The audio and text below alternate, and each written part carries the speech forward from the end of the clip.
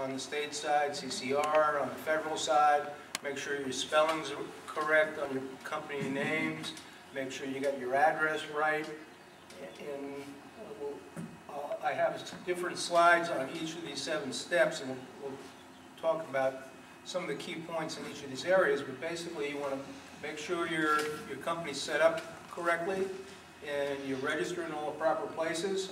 Then you want to start setting up credit accounts with the business credit bureaus as opposed to the personal credit bureaus.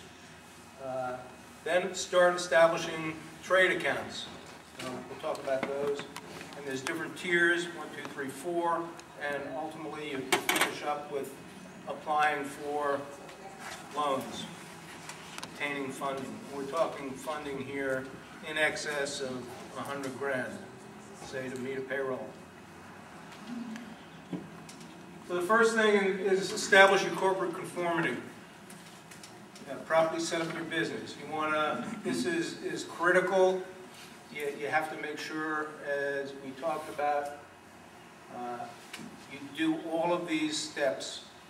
You have to do it exactly, because when the banks are looking, they're gonna run all the reports through these various business credit bureaus, and all the reports have to mesh up and sync back to your company. And the goal here is to obtain the best rating so that you can get the most money and borrow the most for your whatever you're trying to do. As it says here in red, this is the foundation of establishing good business credit. And you want to do this in a way that it doesn't impact your personal credit.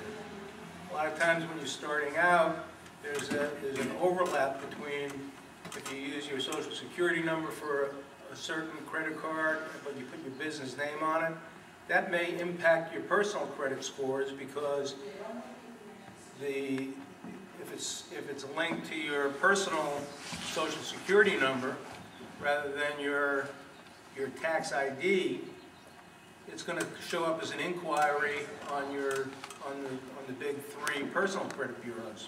If you have too many inquiries, your credit score may drop 60, 70, 100 points. I had that happen to me just in the last year.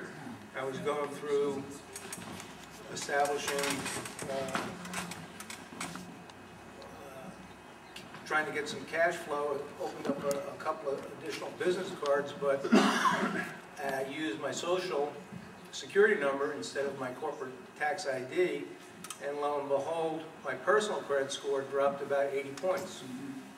So now it takes me 6 or 9 months. Fortunately, I'm not going out for a mortgage right now, but if you were in that situation, you'd have to end up paying a higher interest rate. So you want to keep them separate. Don? Well, the point is, a lot of times they won't let you do a business card without a personal guarantee with your social security number on your business card account. So that's simply not an option.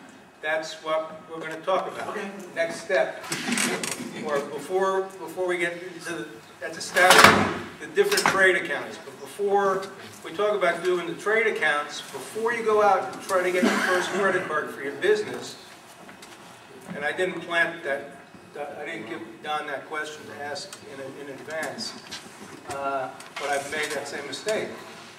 Before you go out and get your first business credit or a line of credit or corporate credit card for your business, you want to make sure all of these things are done properly. You want to make sure you have a business tax ID with IRS, ownership, whatever it is all tight. You want to make sure you got solid business address verification. How do you do that?